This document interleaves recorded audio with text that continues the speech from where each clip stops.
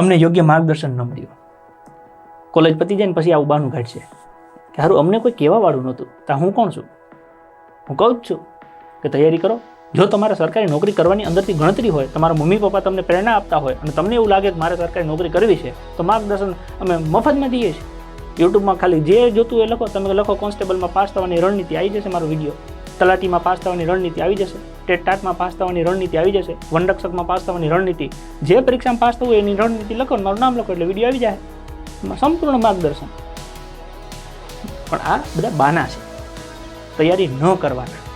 અને એમાં સૌથી મોટા બાનાની વાત કરીએ તો રોજ 10 થી 12 કલાક આપવા પડે. આખા ગામના કૂતરાને લઈને આપણે રખડતા હોઈએ અને પછી 10-12 કલાક બેસવાનું થાય એ ફાવે? તો હું આખી જિંદગી આમ જ ગાઢવીશ? સમય તો દેવો પડશે ને. દુનિયાનો સૌથી બેસ્ટ ડૉક્ટર હોય, દુનિયાનો સૌથી બેસ્ટ ડૉક્ટર, એ દવાખાને જાય કે ન જાય? એ એવું ઘરે હુતા હુતા કહી દે કે દવાખાનું હાલે એમ હાલે. એને બિચારાને 8 વાગે જતું રહેવું પડે ને રાત્રે 2 વાગે પાછા આવતા હોય.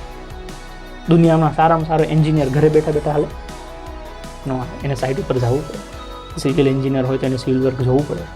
સારામાં સારો દુનિયાનો પ્રોફેસર, દુનિયાનો સૌથી સારામાં સારો પ્રોફેસર, એને લેક્ચર લેવા તો કોલેજમાં જવું પડે. દુનિયામાં દરેક વ્યક્તિએ કામ કરવું પડશે. તો તમે વિદ્યાર્થી છો તો તમારે વાંચવું લખવું પડે, એ તમારું કામ છે. અને 10 કલાક 12 કલાક 14 કલાક જેટલું તમારાથી થાય એટલું કરવું પડે. એમાં કોઈ બાંધછોડ નથી.